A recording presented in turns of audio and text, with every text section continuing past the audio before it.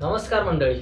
महाराष्ट्रामध्ये विधानसभेच्या निवडणुका सुरू आहेत आणि अशामध्ये प्रत्येक राजकीय पक्ष आपले आमदार कसे निवडून येतील, जास्तीत जास्त कसे आमदार निवडून येतील आणि आपण सत्तेत कसं जाऊ यासाठी प्रयत्न करताना दिसतोय. परंतु मित्रांनो, तुम्हाला ही गोष्ट माहिती आहे का, की या निवडणुकीच्या रिंगणामध्ये किती पक्ष उतरलेत आणि कोणत्या पक्षाने किती जागा उभ्या केल्यात? तर आजचा हा व्हिडिओ त्याविषयीचा आहे. तर मित्रांनो, महाराष्ट्राच्या इलेक्शनमध्ये जवळपास 158 पार्टी लढत आहेत.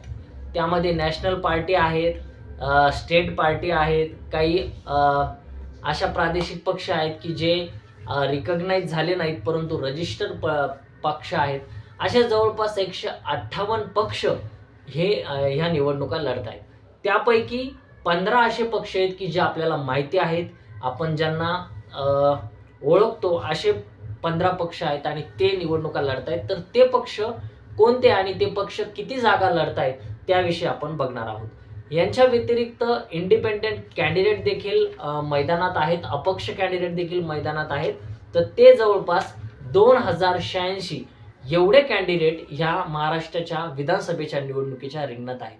आता याच्या व्यतिरिक्त जे 158 पक्ष लढत आहेत, पार्टी लढत आहेत, त्या 158 पैकी 15 पार्टी अशा आहेत की ज्या आपल्याला हमखास माहिती आहेत.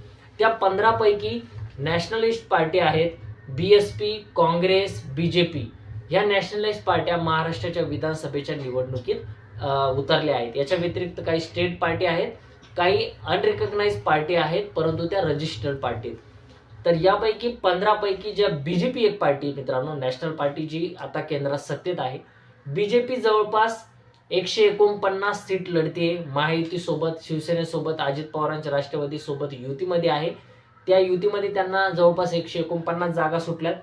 त्यानंतर Bahujan Samaj party BSP, मायावतीची BSP ही पार्टी जवळपास 237 एवढ्या जागा लढते. त्यानंतर काँग्रेस 101 जागा लढते. महाविकास आघाडी म्हणजे उद्धव ठाकरेंची शिवसेना आणि शरद पवारांची राष्ट्रवादी यांच्यासोबत युतीमध्ये आहे आणि त्यामध्ये ह्यांना काँग्रेसला 101 जागा सुटल्यात. आता याच्या व्यतिरिक्त NCP जी आहे शरद पवारांची, त्यांना 86 जागा सुटलेल्या आहेत.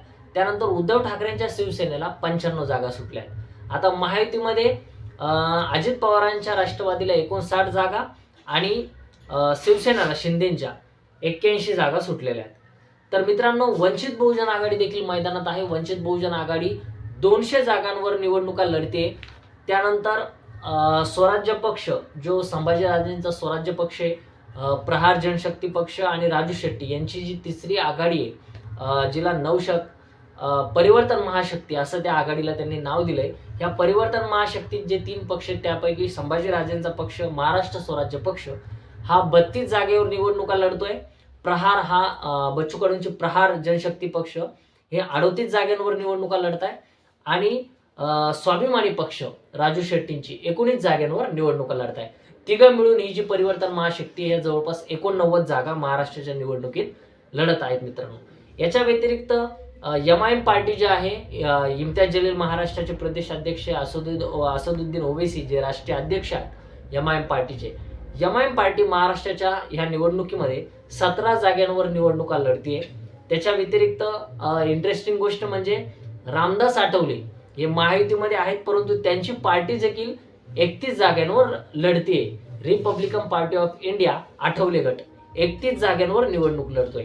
याच्या व्यतिरिक्त अजून एक महायुतीचा घटक पक्ष ज्याला आपण म्हणू शकतो तो म्हणजे महादेव जानकरांचा राष्ट्रीय समाज पक्ष.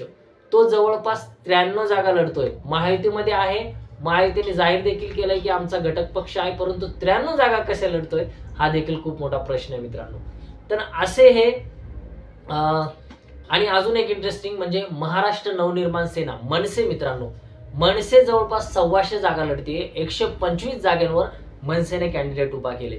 महाराष्ट्र इलेक्शन कमिशनने ही यादी जाहीर केलेली आहे की कुठला पक्ष किती जागा लढतोय, त्याबद्दल मी आपल्याला माहिती दिली मित्रांनो. याबद्दल आपलं मत काय की आता कुठला पक्ष किती जागा लढतोय हे तर तुम्हाला कळालं. यापैकी कोण सत्तेत जाईल, महायुती सत्तेत जाईल की महाविकास आघाडी सत्तेत जाईल? वंचित बहुजन आघाडी देखील 200 जागांवर त्यांनी कॅन्डिडेट दिलेत.